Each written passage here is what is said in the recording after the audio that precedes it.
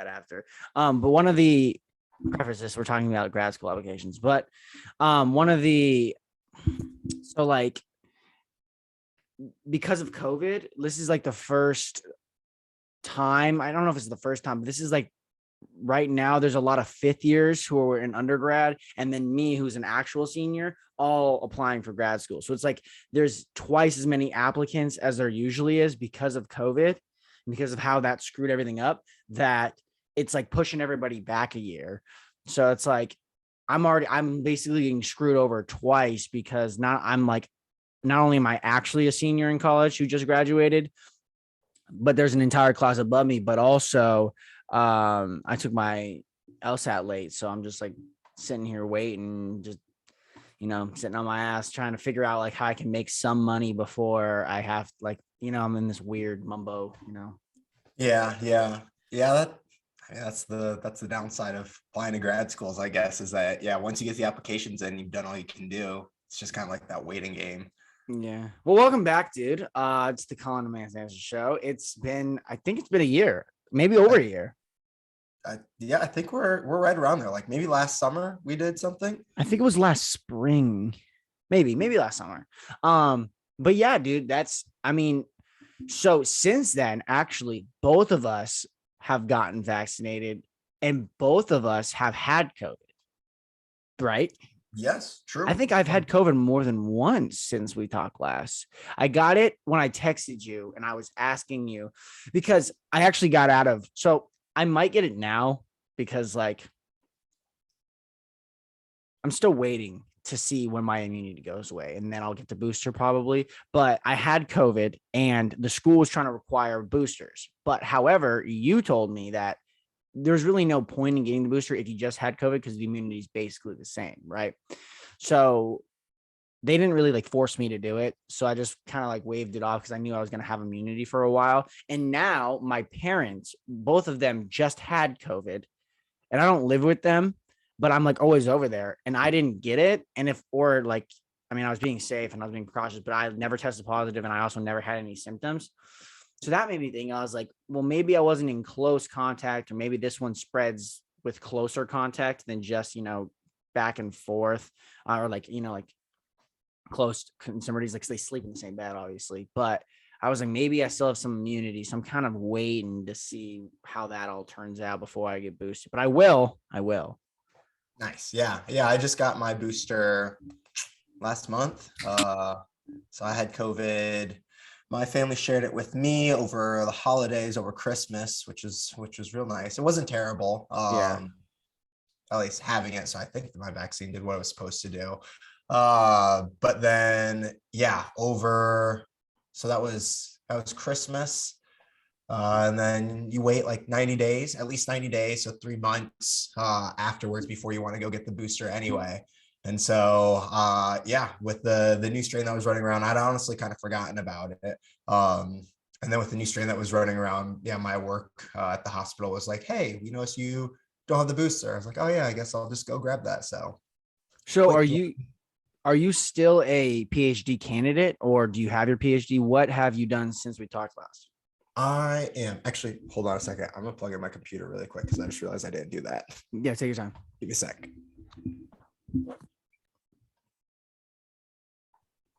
Yeah, so let's see. Since the last time we talked, I am still a PhD candidate, but I'm actually leaving. So there's been a lot of changes, I guess, over the last year.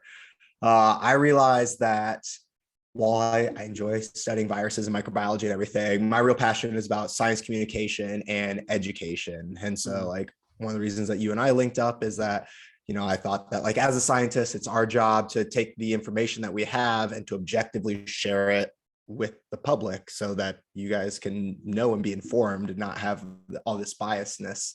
So I kicked off a company this year, and I decided to switch PhDs into a informational PhD. So I'm leaving with my master's in biomedical research in August, almost next month. Yeah. Wow.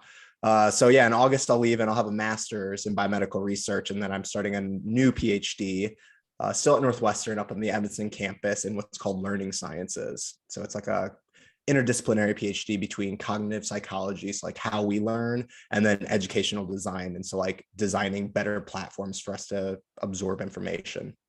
Definitely. I think a lot of, it's the ignorance of, the American public is like, you can clearly see it, and it's more available nowadays with how everybody has a voice through social media. Usually when you had someone who had a major platform or could say something and you're just like, that's just really wrong. It had to be like a celebrity or an actor or something, somebody who like had a lot of influence, but really just doesn't know what's going on. But nowadays people can just say things and expect it to be true. And even so, people can say things that they know to be wrong, but they're trying to misguide the public, and they're preying on the fact that people are ignorant. And I think that is one of the most dangerous things about modern culture. However, with people like you, it's important because you guys have actually had a lot of research done in your specific area. And so when you are getting like a PhD now in this information or sci communication, you'll be able to inform the public with things like vaccines and viruses in a way in which you have some actual expertise behind it, instead of just you looking up or reading 3 articles and thinking that you're a god like most people do. Yeah. I mean, I guess that's the whole point of good science communication is, my expertise, my background is in microbiology. So when it comes to health, vaccines, viruses, even like microbial diseases, bacterial diseases and stuff like that, that's where I am most intensively trained. But the other perks of actually having a PhD, and not that you need a PhD to do this, it's just that's what you are trained to do, right? Like you could be a great football player and never have gone, or a great basketball player, but maybe never played classic basketball, right? You just played at the YMCA all the time and you're still good. I would kind of compare it to that, is that our training as a PhD is not necessarily, it makes you an expert in a very specific thing, but the skill set that's transferable is how to actually like read a paper that's maybe not in your field, and to be able to understand that and break it down and be like, this is what good science is, this is what bad science is. A PhD is really just a degree that says that you're an expert at research. And research doesn't just mean like pipetting things, but also like deciphering and distilling information. Well, yeah, one of my favorite classes that I took within the last year, I think it was fall. I think it was in the fall of my senior year. It might have been the spring of my junior year. Doesn't matter. Was the philosophy of science. And one of the things you learn is that because philosophy courses, I don't know if you've taken any, but they're just like, you're just trying to like, I don't even know what you're trying to do, but you just figure out that like everything is more complex and confusing. And that's kind of the point, I guess. If I could have one small, like I have a degree in it and I don't even know like how to explain it. It's like, if you were taking a class, it's just going to twist what you think is true into a way where you have to question everything about it, which is a cool skill to have. It teaches you how to critically think about everything. However, I will say it can make you nihilistic about literally everything. But for something like science, you're like, what even is science? And that's like the question we asked on the first day. And one of the answers we came towards was from Karl Popper, and talks about how, scientists try to falsify it instead of, diving into research and trying to prove what they're saying is true, like most other researchers do. Scientists actually go in it and they try to falsify what they're looking at. And at that level, people like you who are studying I'm going to talk about like natural sciences right now, because we can talk about cognitive sciences and computer sciences, but I think they're a little different. But with the natural sciences, I think a lot of what over time has happened is you get a lot of people who what you're supposed to do is you're supposed to have a hypothesis, and then you test it to try to see if it's false. And then if it turns out to be true, close to the truth, because true is like very specific, but if you're close to the truth, you're like, oh hey, cool. And then maybe in the future it becomes falsified. But a lot of modern people, I feel like a lot of people tend to use what they know or their expertise, and they tend to twist it for their own maybe personal gain. So like the science communicators on a lot of like Twitter and stuff, who cater to one specific political party because that's who backs them, and they twist the facts. Maybe they're not lying per se, but they're not necessarily being honest with what they're saying. And so, like I said, with people like you who are like, have been trained in, viruses and the herpes simplex virus, that's what you were studying, right? Yeah, for this PhD. Yeah. When that comes up, you can sit there and actually explain things to me and other people in a way in which you actually understand the nicks and crannies of it, unlike, anybody else who's just read specific articles, like I was saying. Yeah. You hit on a couple of big things there, right? Like the first is that in natural sciences and research versus communication, right? It's about iteration. And so you're like saying, yeah, proving to falsify, we call that burden of proof, right? So in an argument, one of the easy ways to get out of an argument is to put the burden of proof on you. I can say something outlandish and you have to prove it wrong, which is just like, what at first it's a big hurdle for you to overcome, because I can say something crazy like dragons are real and I'll be like, all right, that's a true statement. And then you have to accept that challenge, be like, all right, I'm going to put in all the work to prove that dragons aren't real.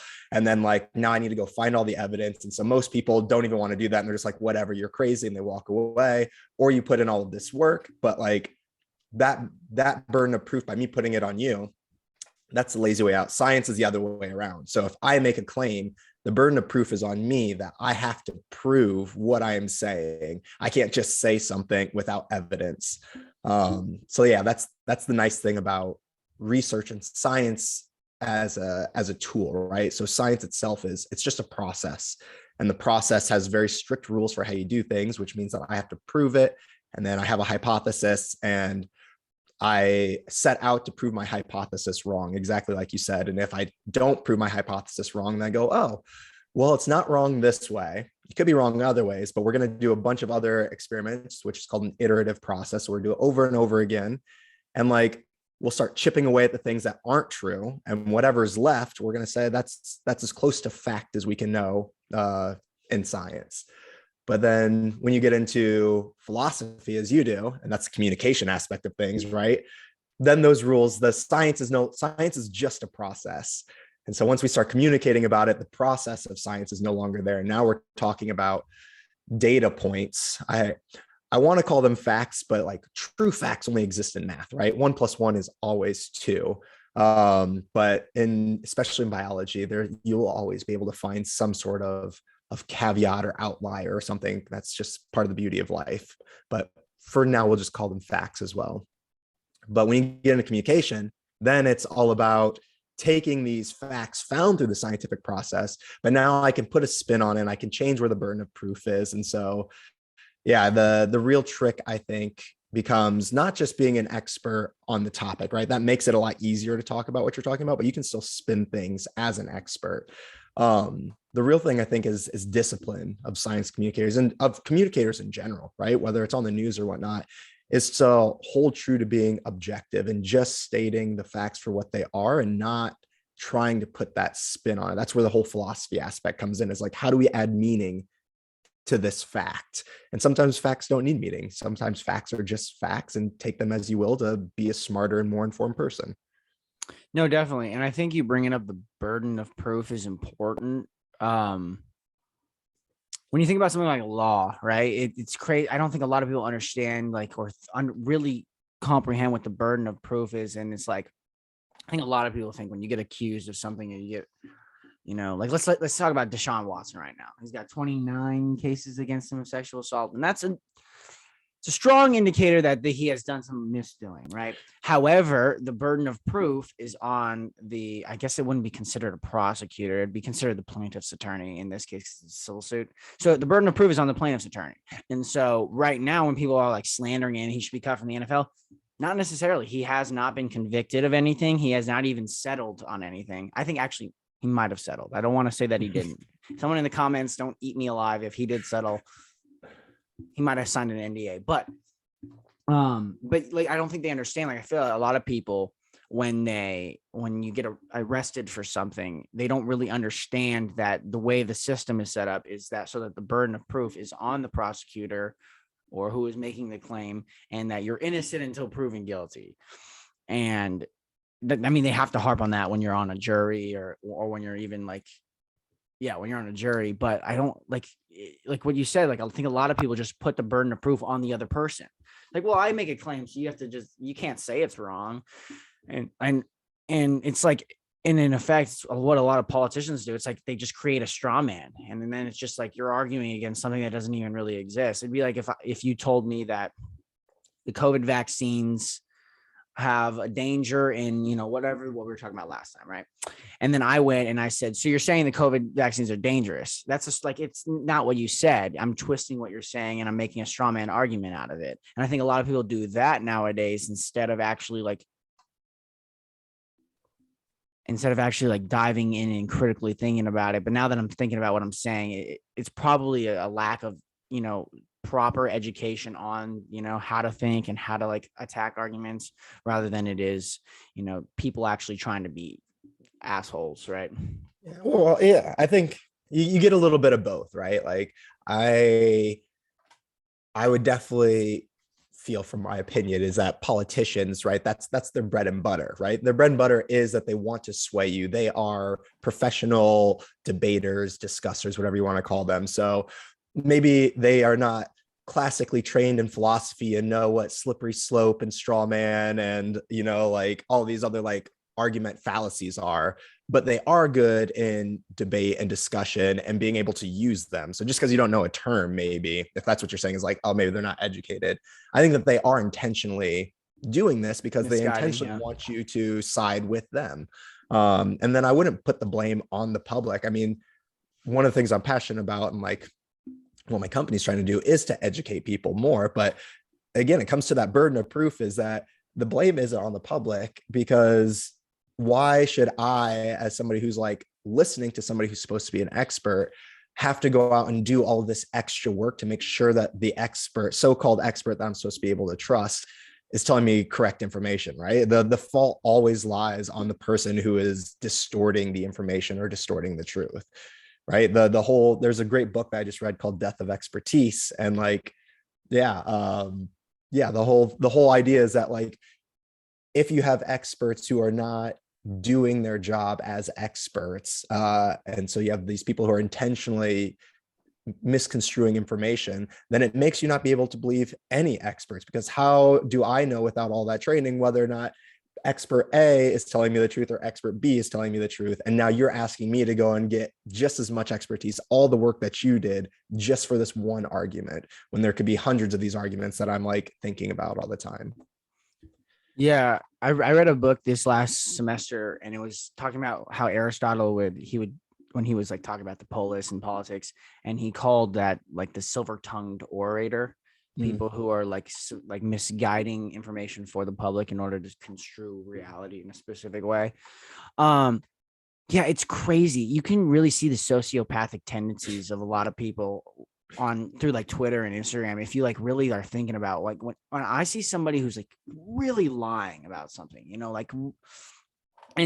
and like you said, to an extent, that's kind of the politicians' jobs. They're trying to cater to one person to get them attacking the other so that they can win. And it's just more. And I won't even say that I blame, I do blame Fox News and CNN a little bit, because they are supposed to be news sources, actually news, but then they all they're catering to people, they are catering on that fear. They're catering, and they're not, their job is to entertain, kind of. And so I don't blame them. I just blame them for the people they're talking to are actually believing what they're saying. Yeah. I think a clear thing to just delineate between those 24-hour news sources, though, is that it's not always news that's on there, right? There are television shows. Sean Hannity is not a news source. He is a personality. And what gets really tricky is that when Fox News runs and it's the news portion of it, and I watch it, I'm oh yeah,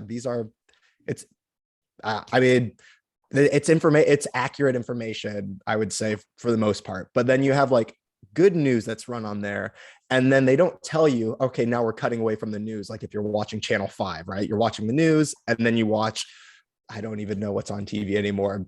When I was a kid, it was the Lopez Show or something like that. Dating myself, right? Now it's just oh, you're watching the news, and then it's somebody else who looks like a news correspondent but is very biased, and this is not actual news, this is opinion. but it's on a news channel. So you just start getting all this opinion and being like, oh, it's on a news channel. This must be news. And CNN does the same too, right? No, yeah. And I always wonder with those personalities, like how much of it is just their like job, because like when I hear something, and let's say it's Ben Shapiro, there's some things that I agree with Ben Shapiro. I'm like, yeah, sure. But then I'm like, how can you agree with both of these things at the same time? And the same thing happens with like the Young Turks. It's like they say something and I'm like, yeah, or Bernie Sanders. I'm like, not really Bernie Sanders, because that's actually like his job. Like someone who's like a personality, like can't even think, Don Lemon. And I'm like, yeah, that actually I do agree with that. And then they say another thing. I'm like, that just contradicts everything you just said. And so it makes me think, I think most people are probably swaying like me. You like think agree some things over here, you agree a little bit over here, and you just kind of right here. Just like, man, I don't really know. And then, but then I'm like, so I'm listening, and I studied politics for 4 years, and we don't study like political debate. You do if you take a specific class, but we study like political systems, how government functions, what they're supposed to function as, constitutional law, things like that. However, when I'm like listening to these guys, I'm like, how much of this do you actually agree with? And how much of this are you just catering to the people who do agree with this, Yeah. And it's just like, we got people make livings off of being these people. And are you going to stop being a public douchebag if you're making millions of dollars doing it? Like, I can't answer that because I don't make millions of dollars doing that. But if I was like, I'm probably saying it's probably hard to give up millions of dollars to be a truthful person if you're making millions of dollars, right? Yeah. I mean, money, power, it's all what's the saying? Absolute power corrupts absolutely, right? And Yep. like as you get more of it, it's hard. This is, I'm sure in the entertainment world, just as strong as in the political world, just as strong as it is in just your day-to-day life, right? Is that people often think that power is like, oh, or money is like, I have a lot of it. But really what it is that you have a fear of, even if you have a little, of losing what you already have. So like there's this inherent drive to just keep doing whatever you have, to never go below where you're at. Which at a certain point turns into greed. But either way, like it opens up a lot of, without having that objectivity and that like kind of own personal moral line, it just opens up a lot of possibilities for doing questionable things. And you keep pushing that line a little bit and a little bit, and next thing you know, you ended up here when you started here, but it was just because it was a bunch of baby steps. So one of the things that I started doing, since I've been really bored waiting to hear back from law schools, I started a series on my podcast where I just kind of dive in. It started with the Dobbs v. Jackson case that overturned Roe. I kind of I gave the philosophical implications. I wasn't like agreeing at all I was actually disagreeing with the majority opinion, but I was giving the philosophical implications of why he thinks that way, what is his philosophical background is. And just to talk about it. And then I got into my arguments against the majority opinion. And then so after that, I went into like some of my fans were asking for me to do it. I went into the background to like common law and natural law. And then this last one I did was actually regarding like just other types of legal theories and like some problems with that are associated with legal theories, especially in like when it comes to like Nazi legality in the United States, even the United States system.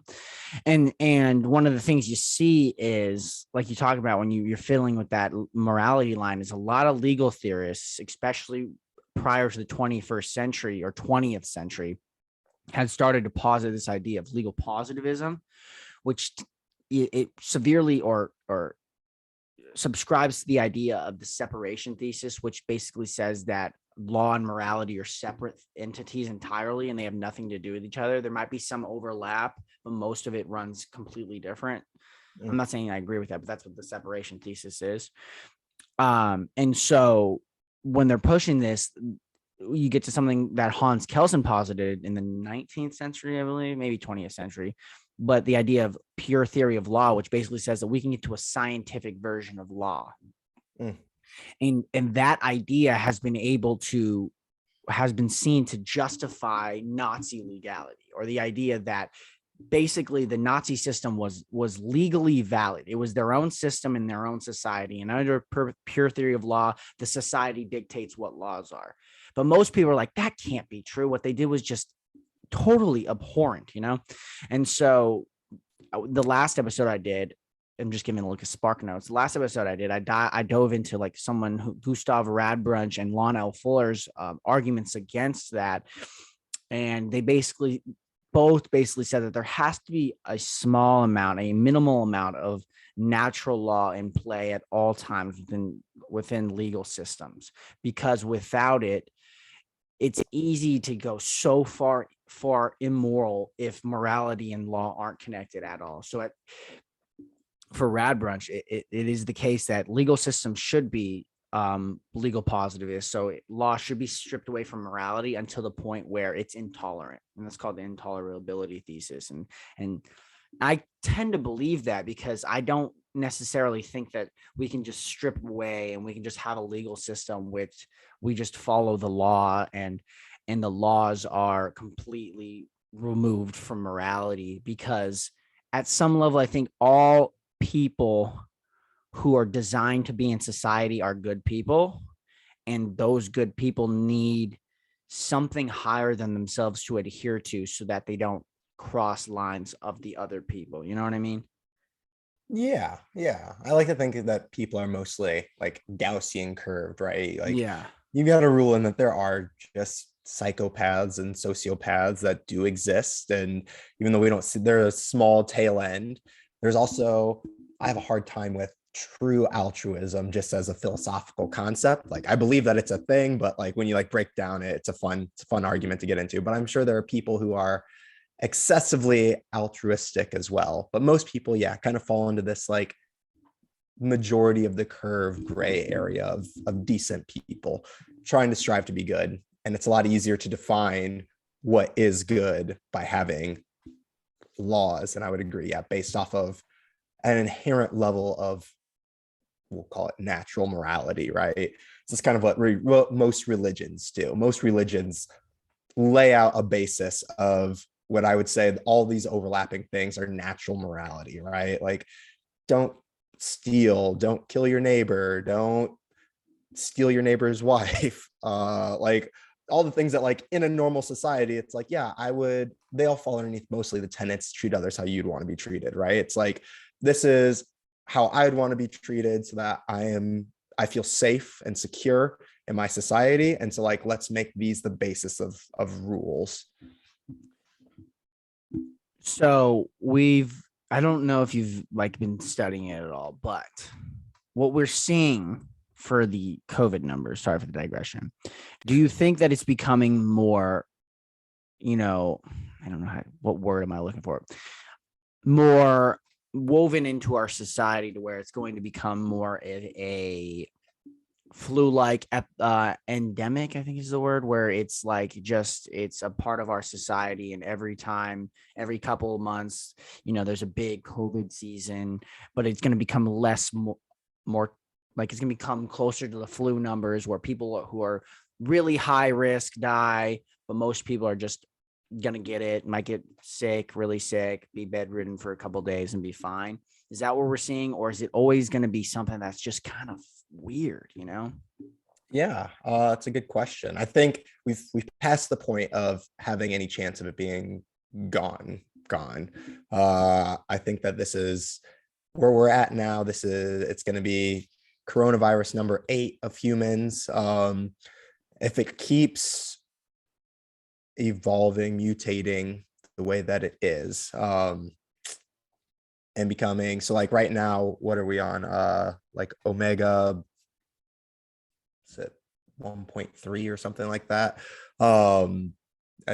Irrelevant, but it is highly contagious, but not super virulent, so there's not a lot of mortality, right? So we see people are still getting sick. Some people are still getting hospitalized from it. It's less lethal to people who are getting it though. So it's becoming more cold-like, which I know when we first started talking about this, I was talking about, so before this COVID or this coronavirus came around, there were 7 coronaviruses that are known to infect humans. 4 of them, is that SARS, MERS. This is SARS-CoV-2. I'm doing the numbers in my head really quick. Either way, 4 of them cause common colds. They account for like up to 30% of the colds that you get, right? And then we had these epidemic / pandemic outbreaks. The original SARS, the MERS virus in 2012, and this one that's popped out. And so, yeah, I think that this is we're at a point where it's just part of what we're going to be seeing. The thing is that people still get sick with this in the summer, which is strange. My parents just got sick. Yeah.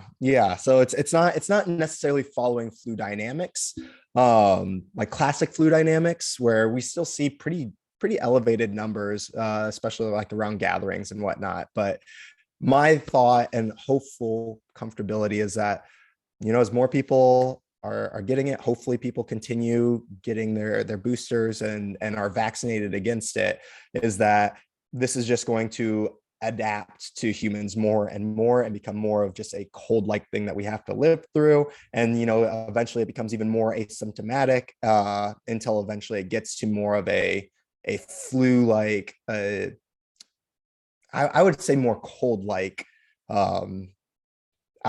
outbreak, where like maybe a few people get it in the summer where they're symptomatic, and then in the winter where more people get it, maybe there's a few mutations that happen that like you get a worse version that pops up every few years. But it's just something that we'll end up living with and looking back and kind of kicking ourselves and being like, wow, it'd be nice not to have this extra virus that makes us sick, but at least it's not as terrifying as it was when it first popped up.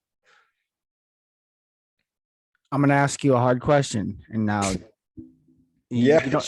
I'll answer it the best I can. Well, it's not hard in that. You'll see. With the information coming out, where do you think this virus came from? Where did it originate from? Did it originate in the lab, or did it originate from the illegal food market? I see. I don't know if this is a hard question or not. This is an easy question for me to answer. Just in terms of what I do and what's important, is the answer is I don't know. And personally, I don't really care. It came out, it exists. It's been here for 2 years, going on 3 years now. It's here. We had to deal with it. I don't believe for a second that it was released as a viral bioweapon or agent like that. Did it leak from a lab?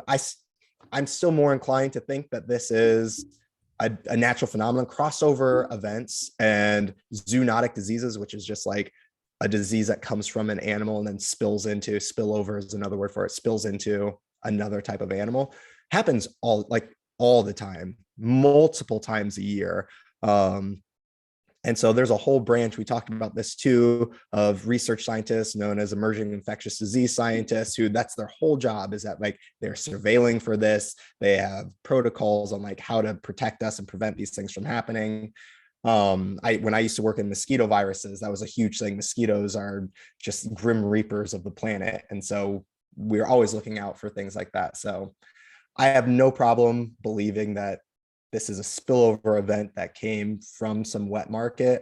We know that those are hotbeds for diseases, but if it did accidentally slip out of a lab while somebody was studying that too, I guess I wouldn't be surprised by that. But there's no indication, at least from anything that I've seen or what I've heard in my circles, that and just the thought of how this virus acts, that this is a bioweapon or intentionally done. So, we're not regarding COVID, and regarding, just going forward, I don't want to say how dangerous, let's say how prominent, and I guess how prominent and how dangerous is it for something like a bioweapon to be created for the future of humanity, and how is it something that could happen? Is it something that's probably going to happen someday? And how dangerous would it be if it did get weaponized? Not COVID, but another virus. Yeah, no, there's whole branches of multiple militaries. Our United States military has a whole microbiology, bioterrorism, branch where that is what we do. I mean, I don't work for them. Hopefully nobody's coming out. I thought about working for them for a while, actually. I thought that'd be really cool. But I have no doubt that we have our own bio reagents, and that it not necessarily to use. I like to think that we are better than that, although I wouldn't put it past us, but more or less so that we have vaccines and antivirals and antimicrobials and antibacterials to protect ourselves against it in case somebody else was doing that. So, I mean, if you remember way back when we had like around 9/11, we had the anthrax, right? People were sending anthrax. That's a bioterrorist weapon. So that is, anthrax comes from a bacteria, Bacillus anthracis. These spores, inhale them into your lungs, and they're highly lethal. And they're super heat resistant and everything like that. So it's something that comes from nature that if you can like get a bunch of them, bioterrorism weapon. And so, yeah, we need to know about them because knowledge is power, and then that helps us be able to prepare against them. So a lot of potential for bioterrorism to be used and do a lot of damage, but also not a lot. There are a lot of hurdles to this too. Actually, I was just talking to a friend about like, oh, like what kind of backyard science can you feasibly do? And like to make something like this, or to make something like some like the game Pandemic, or was it a Pandemic breakout? There used to be like a game, on your phone where you could like make some sort of like bio agent and spread it around the world. Like you need to have access to labs and like certain things to do that. And most places that have that access are also smart enough to not release something out there. Because the biggest danger of any sort of biological reagent is, as I mentioned earlier, biology is not like 1 + 1 = 2. Life finds a way, and you always run the risk of like whatever you let out mutates and gets around your vaccine or gets around your antiviral and becomes something that you can't control, because nature just does naturey things and it's hard to predict. Yeah, I think a lot of people before COVID, and like some extent now, they're kind of, when life's getting back to normal, they're kind of forgetting it too. We tend to forget that we are a small part of a huge ecosystem. Like we might, I don't want to say we're the smartest, but we're the people who can create the most. You know, we are the things that can create and manifest the most. And we definitely have the biggest impact negatively and beneficially on the planet. You know, we have the biggest, people move and spread their genomes faster than any other animal, but they also, create hazardous material constantly that hurts the earth.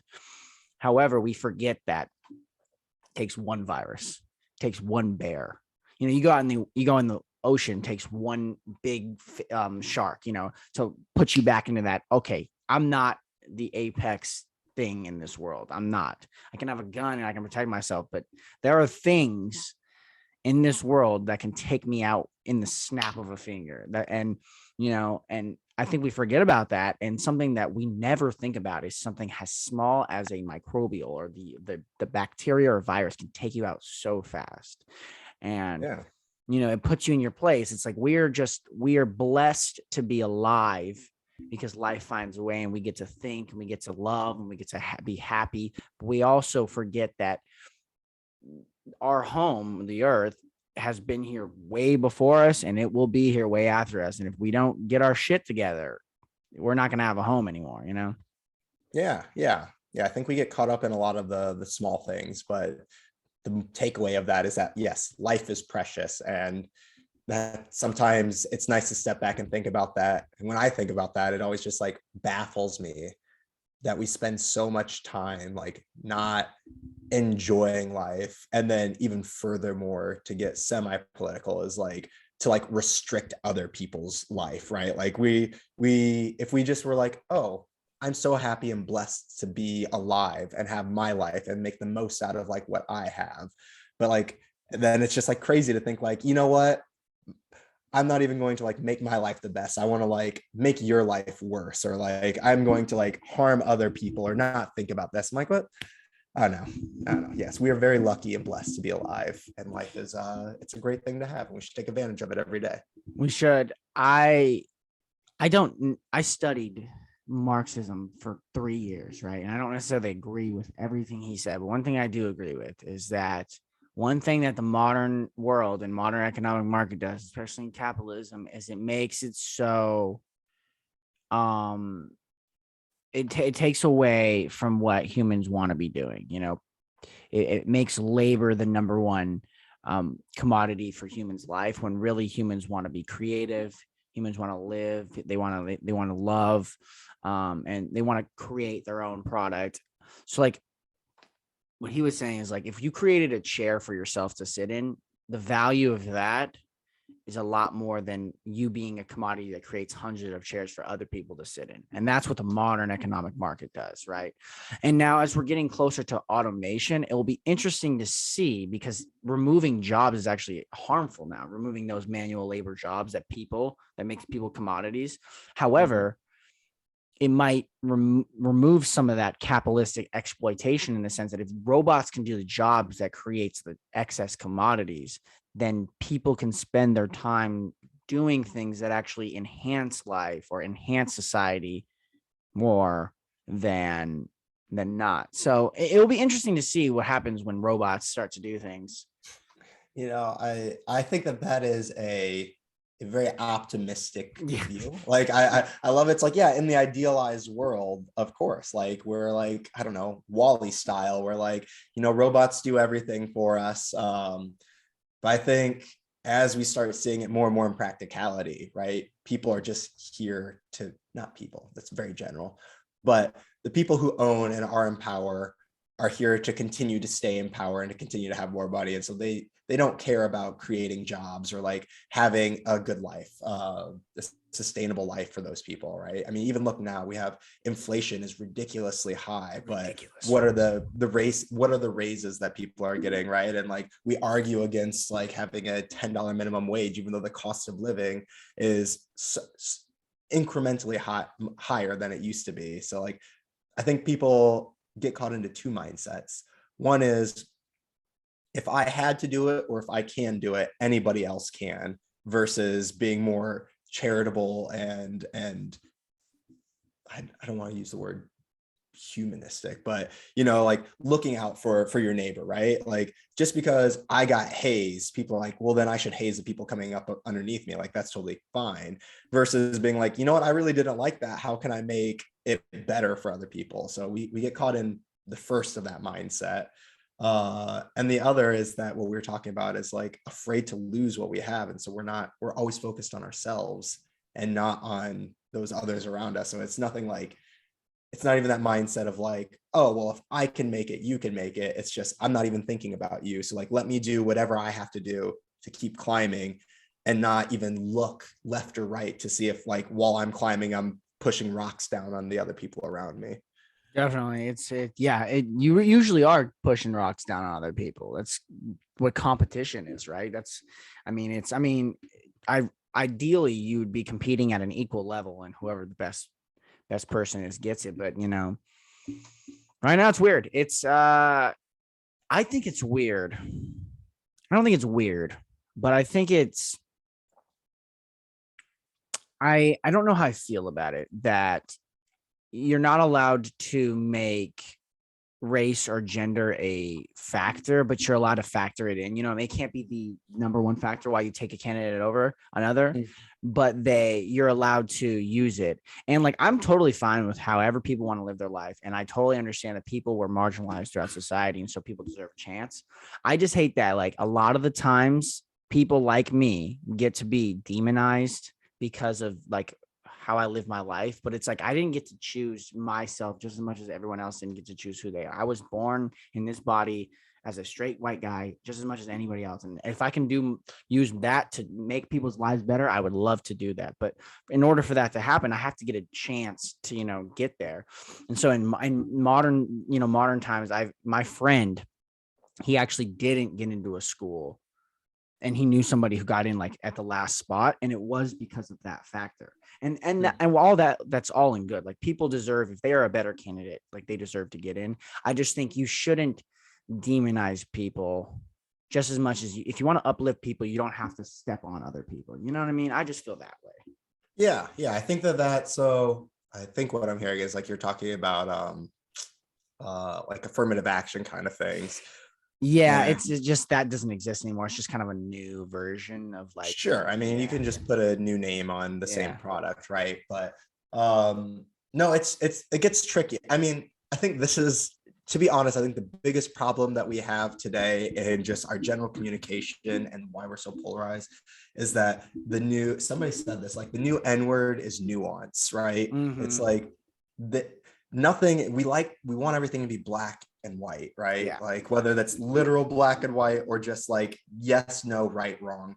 And almost everything runs in these shades of gray. There are nuances to things and complexities to things that you have to think through. Now I'd say affirmative action falls into that, right? So like the black and white version is like, yes, in the perfect ideal world, like the best qualified candidate gets that. There's 10 spots, the 10 top people get those spots.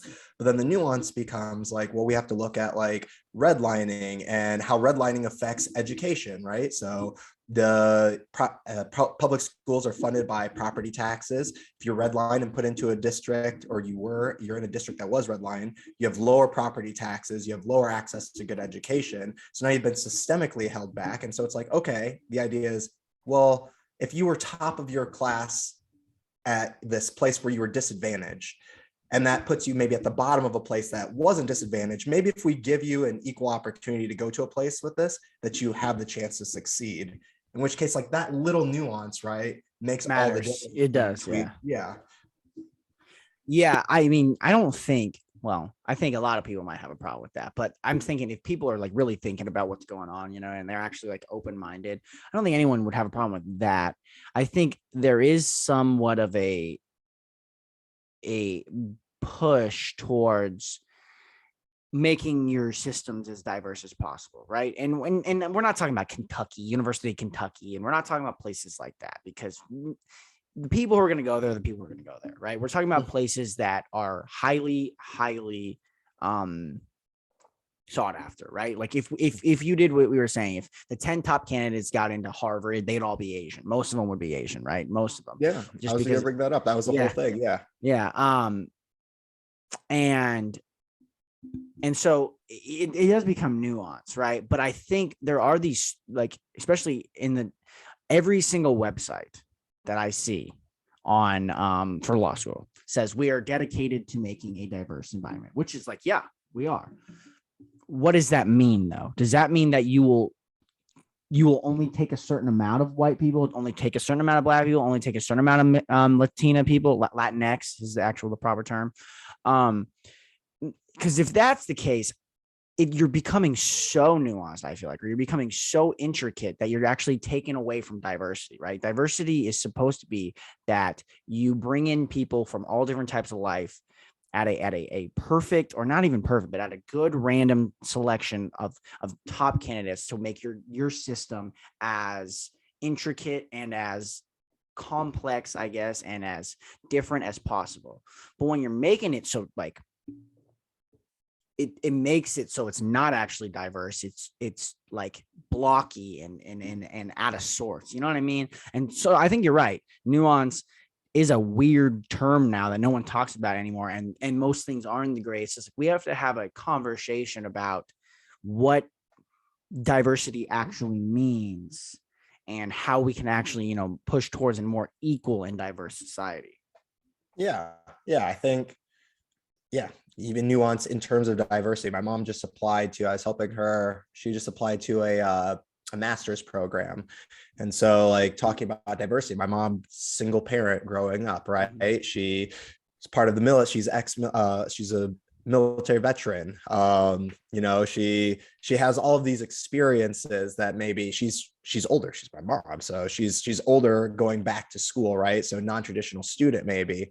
So all these things that give different life experiences that feed into diversity. So actually for this PhD program I just applied to, had to write a diversity statement. First of all, I was like, that's so stupid because I am diverse. So like, you're just adding another barrier for me to like come into it. But in my diversity statement, I talked about that, and I talked about there is what you were talking about, which is the it's not even academic, but this very ugly version, stereotypical version of diversity, right? Where it's like, oh, are you Latinx? Are you African American? Are you Native American, right? Or indigenous?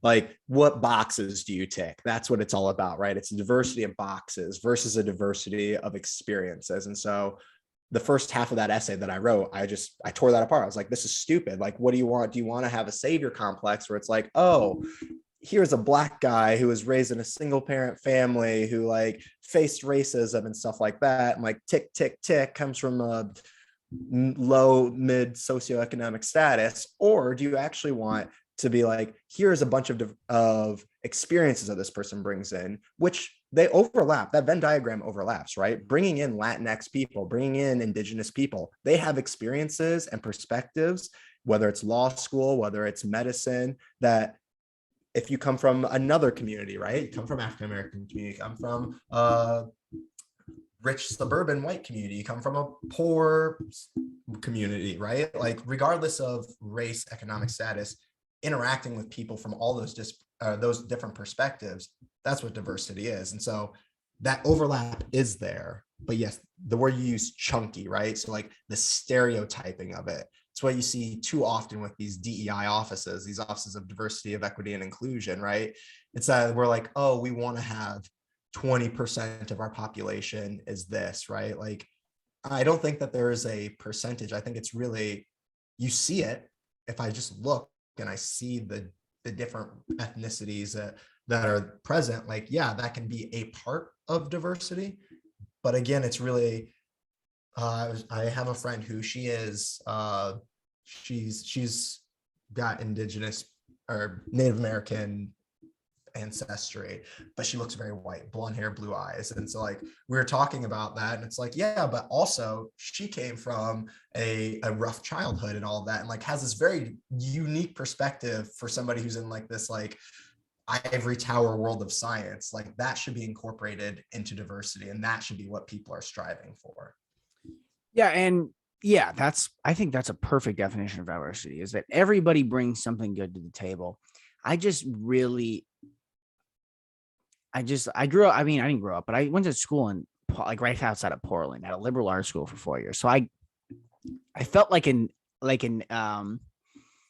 an outcast. I felt like an enemy there for a lot of my courses in the social sciences. I felt like I was being targeted for who I am. And I was like, and I get it, but like, I have literally nothing to do with other old white people. Like, I literally have nothing to do with them. And like, so much to the extent, like, I'm a fourth generation American. Like, my grandparents, like my great grandparents came here from Germany, and they were poor, dirt poor. Like, it's not like I don't have any roots here. And so like, going there, being at that school and having these experiences actually taught me a lot. It taught me how a lot of people who were marginalized in society, they're getting a voice, and so they want to use their voice. And that's beautiful, and to me, that's beautiful. But also, I don't want to be the butt of your joke. Like, I remember this one time, and this is just going to stick with me for the rest of my life. I was just messing around with my friend her name was China. And I was just messing around with her for class. Cause like, why not? I like messing around with people, making jokes.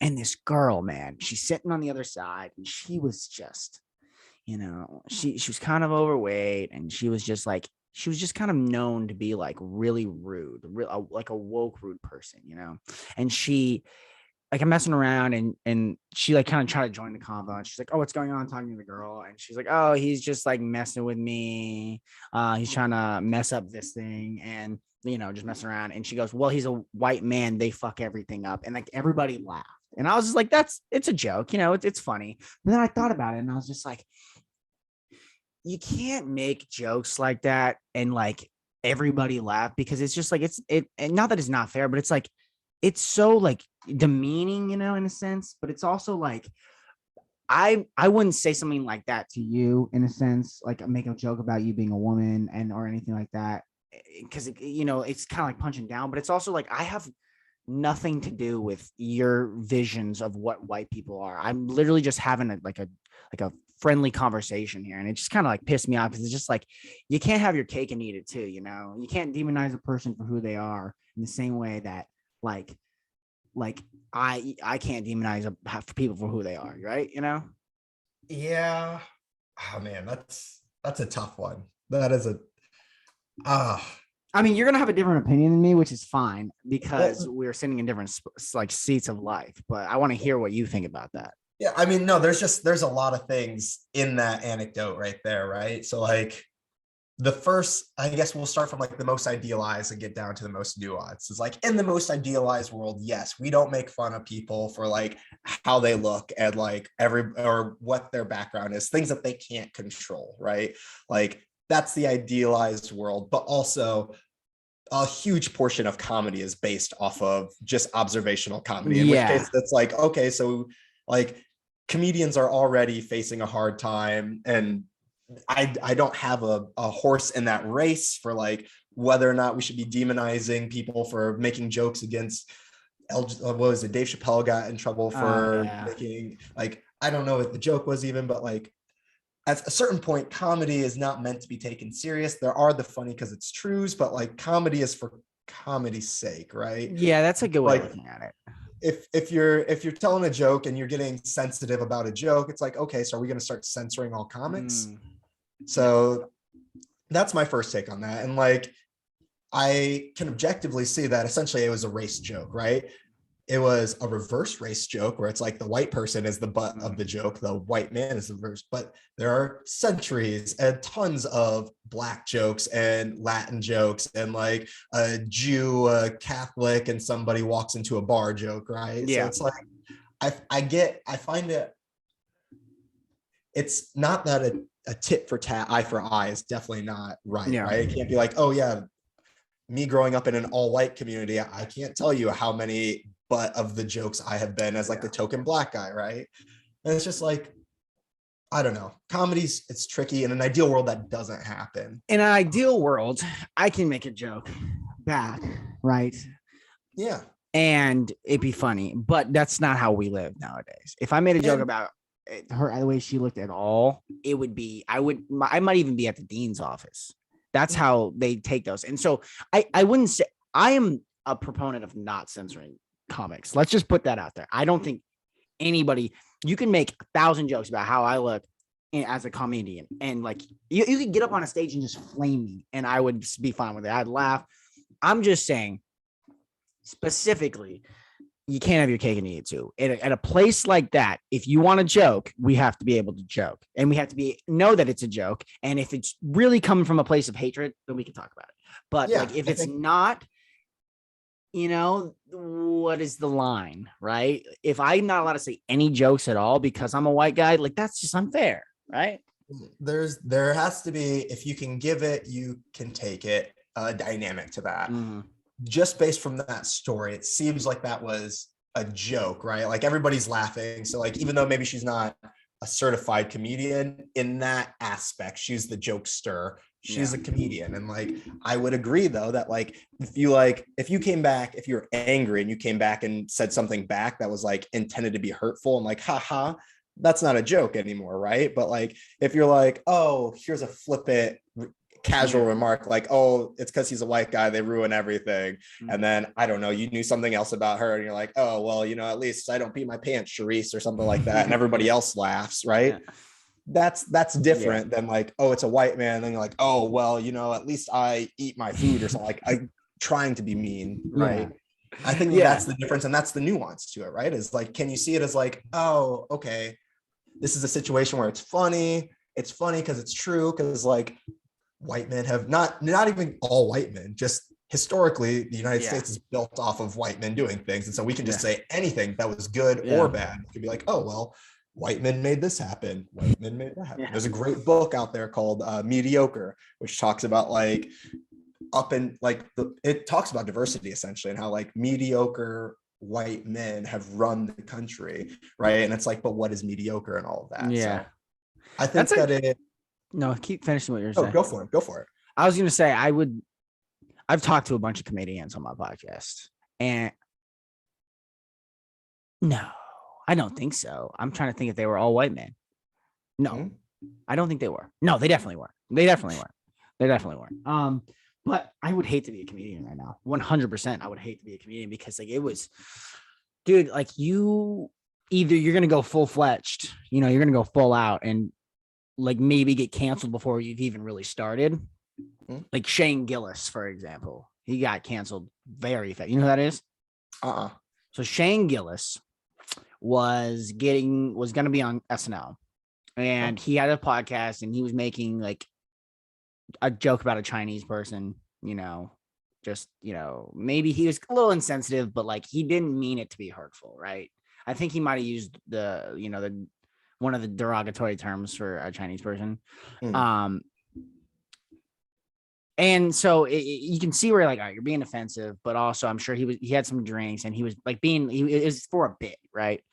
And so I like him saying, "Oh, I apologize." Like that's all that needed to happen, But he got his spot removed from SNL. He got kicked off. He got canceled because that's what people do in 2022. Is we just Cancel get rid of culture him. is problematic. Yeah. And so he wasn't even famous, and then all of a sudden he was like on every headline, and he was like his like everything like went downhill. Hopefully, I think now he's been on like Joe Rogan a couple of times, so like his career is getting back up on its feet, and he's like starting to do shows again. But like, so you could be one of those comedians that are up and coming, and you just like you go full flesh on what you think and making jokes, and they're funny, but you get canceled before you even start, and you don't have Joe Rogan's help or someone big like that, or you walk on eggshells and you're never really as funny as you can be, and Yeah. that's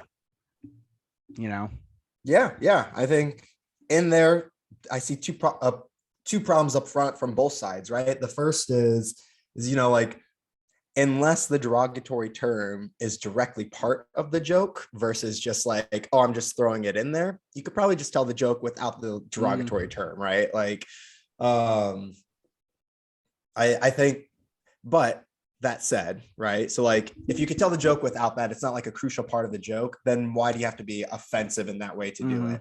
That said, though, I agree. That is and I apologize, and then give me a chance to show that I learned and grew, right? This is the whole thing with like my biggest problem with the penal system is that like we punish people and we say, oh, you do the crime, you do the time, you serve it, and then you're supposed to like, that's it. But then once you go to jail, it's impossible to get a job coming out. So you don't come out clean slate. And that's cancel culture, right? It's like you did something, I didn't like it.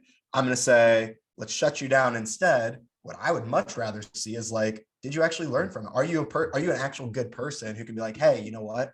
I'm sorry. I get that this isn't right. I'm not going to do it again. And then you don't do it again. No one needs to cancel them. But what we do is we don't give people that opportunity. And then, yeah, like it's terrible. It's fucked up. Do you know what the panopticon is? No, it's that. So Jeremy Bentham and a bunch of other philosophers thought of this idea, and it was the idea for the perfect prison. And it was basically this idea where in the middle there was a watchtower, and then the watchtower can see around it is an entire circle, like a sphere, and that's where all the prisoners stay. And so the idea is that watchtower can see all around the panopticon, right? And they can see everywhere, and they can see into everyone's cell. So ideally, you wouldn't even need a prison guard in there at some point because the prisoners would act as though someone was in there being watched at all times. And what's fucked up about that is that idea has molded like the schooling system and a bunch of other ways that we've micromanaged all of our people for like long since like the 20th century. Like our prison system has directly correlated to our schooling system. And the way in which we teach kids to be obedient to the authorities is the same way we teach prisoners to be obedient to authority. Fucked up. It's the idea that someone's watching at all times. Yeah. I teach now. I prefer to teach in the Socratic method where your students are your peers, right? And it's based off the conversation. But yeah, I don't know. I'd have to think about that more deeply. Where were you driving with this? Well, where were we at before this? We were talking about cancel. Oh, culture. Yeah. Well, then you were talking about like the penal system. We punish people and we get rid of them. We don't even do that anymore. We make it so like you're just, once you get out, like if you get out, you like you are now a felon and you have to be obedient to the system. Like your entire system is designed to just beat it into people that there's somebody at the top watching you at all times, and that to be good, you have to follow what the instructions are from the top down, right?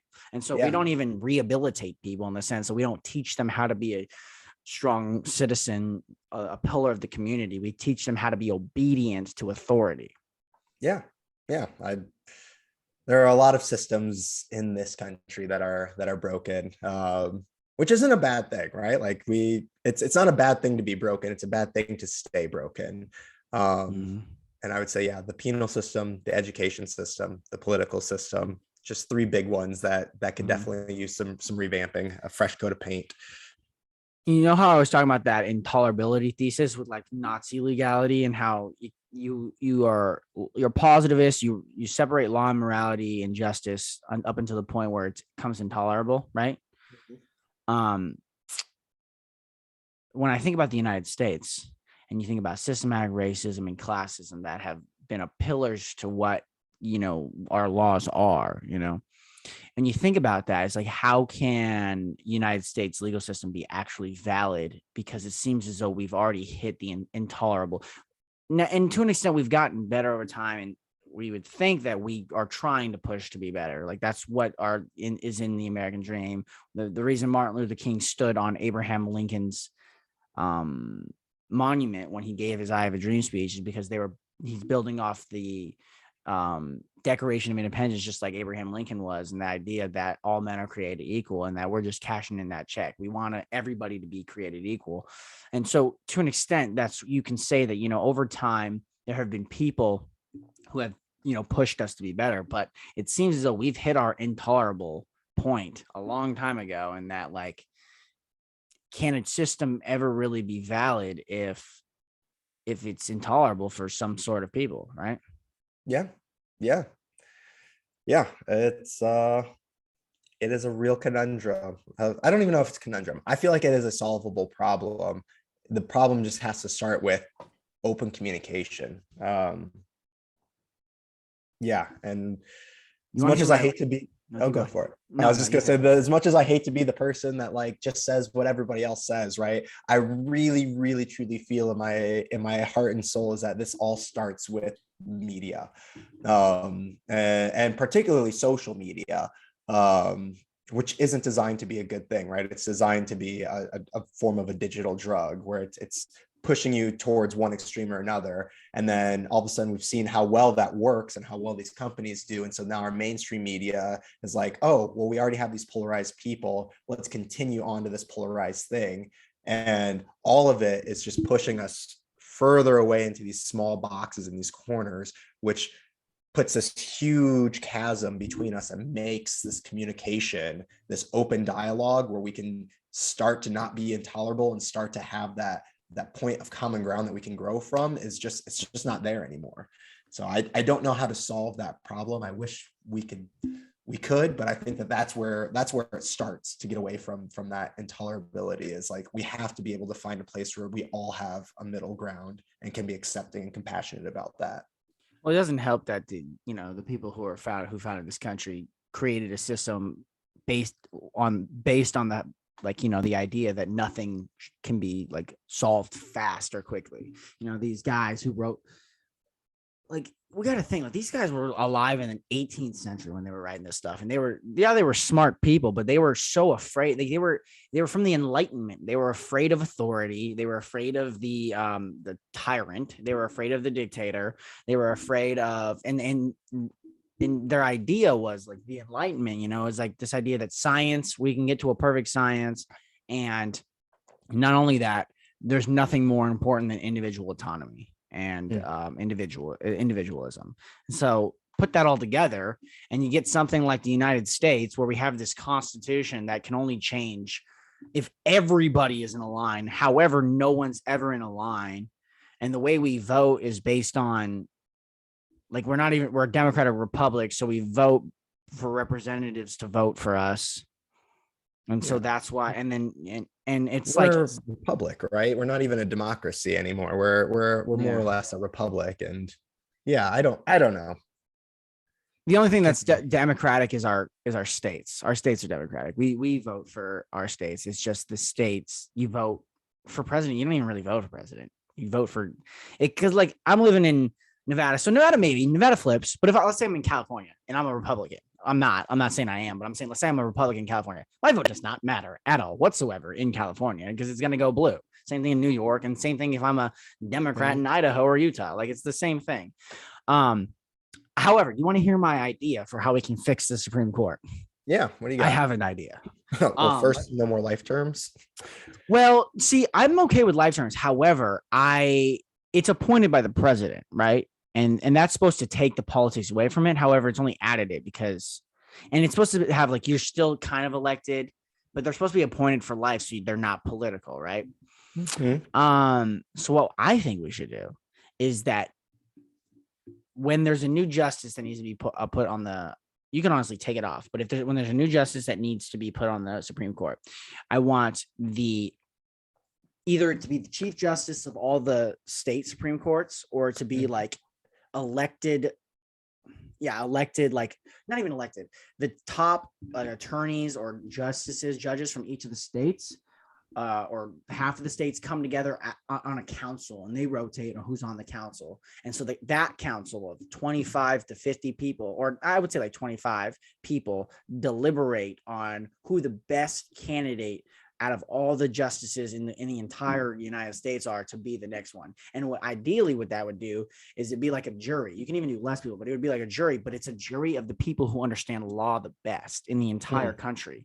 And so it'd be a jury. And once they get to a unanimous vote on who they should appoint, they would do so based on the ideas of they read the law the most, like they read it consistently.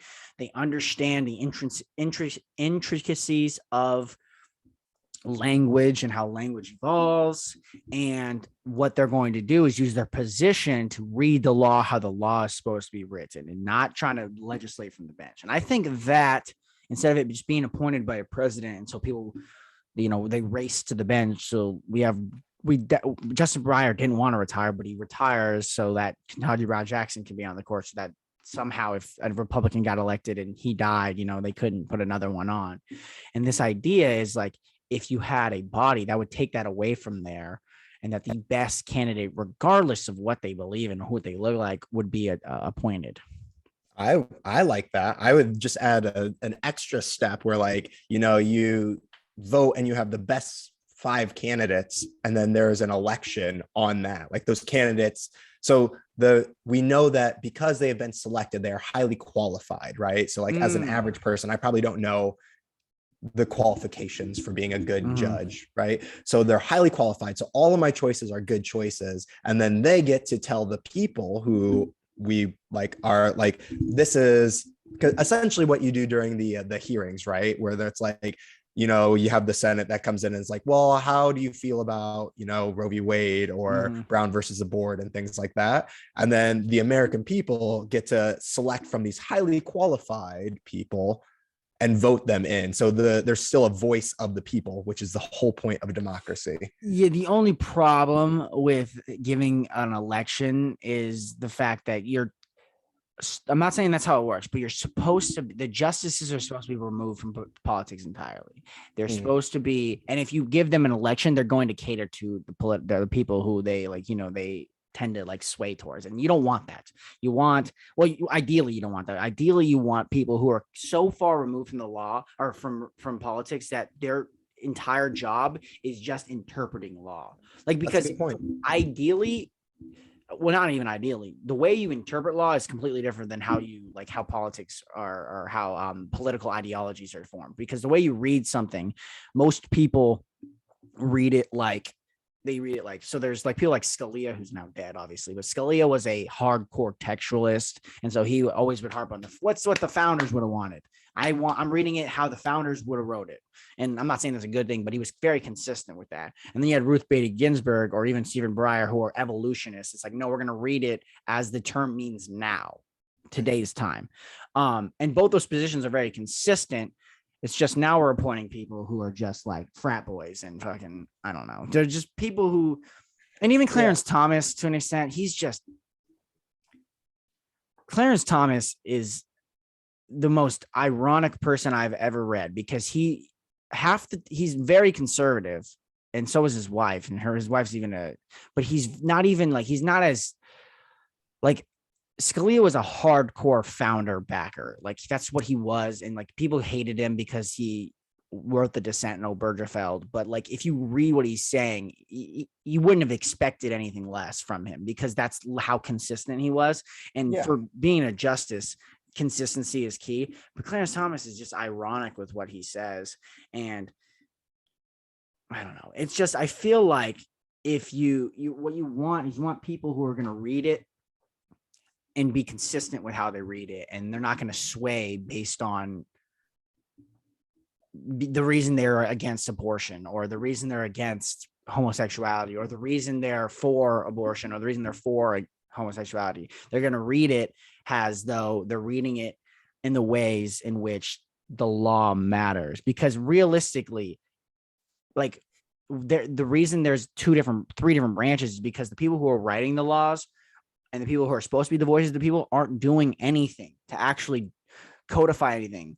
And people are mad at the Supreme Court, and yeah, you can be mad at the 5 or 6 people who ruled against Roe v. Wade, but who you should be mad is the entire Congress, who have done nothing they didn't codify it in the law when they could have. They haven't been trying to do anything. They haven't.